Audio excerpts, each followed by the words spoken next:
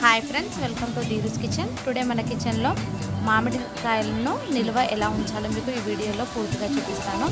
మామిడికాయలను ఇక్కడ చూపించిన విధంగా ఇలా తరిగి మనము సరిగ్గా ఉప్పు కలిపితే ఏడాది పాటు నిల్వ ఉంటాయి. దానికోసం ఇక్కడ నేను మామిడికాయలను తీసుకుని శుభ్రంగా కడుక్కున్నాను.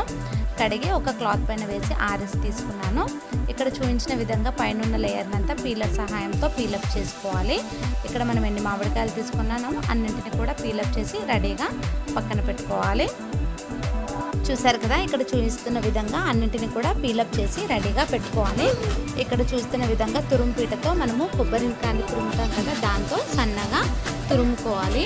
మనము ఎంత సన్నగా వీలైతే అంత సన్నగా తురుముకోవచ్చు, లేదంటే కాస్త లావుగా కూడా తురుముకోవచ్చు. అది మన చాయిస్ అండి. మనము చేసే ఈ నిల్వ అనేది ఏడాది పాటు కూడా పాడవకుండా ఉంటుందండి. ఇక్కడ నేను తురుముకున్న మామిడికాయ తురుమంతా వెయిట్ చేస్తే మనకు 1 కేజీ వరకు వచ్చింది. 1 కేజీ మామిడికాయ తురుముకు ఇక్కడ నేను 1/2 కేజీ వరకు మనము పచ్చళ్ళల్లో వాడతాం కదా, ఆ ఉప్పును వేసానండి. అదైతే బాగా ఉంటుంది. వేరే మనం ఆశీర్వాద్ లాంటిది చేస్తే మనకు అది రవ్వలా తగులుతుంది. కాబట్టి మీకు అవైలబుల్గా ఉంటే ఈ ఉప్పునే వాడండి. మనం వేసుకున్న ఉప్పు అనేది పూర్తిగా కలిసే విధంగా బాగా కలుపుకోవాలి. అంతా కూడా ఉప్పు అనేది మామిడికాయ తురుముతో మిక్స్ అయిపోవాలి. ఇక్కడ చూస్తుంటే మీకు అర్థమవుతుంది కదా, మనకు ఉప్పు కలిస్తే ఇట్లా వాటర్ క్వాంటిటీ లాగా మనకు బయటకు వచ్చేస్తుంది వాటర్ అనేది. ఇప్పుడు దీన్ని ఒక ప్లాస్టిక్ బాక్స్లో కనుక వేసుకోవాలి. ఇక్కడ స్టీల్ బాక్స్లో మాత్రం వేయొద్దండి, జంగు వచ్చేస్తుంది. కాబట్టి ప్లాస్టిక్ బాక్స్ని యూస్ చేయండి.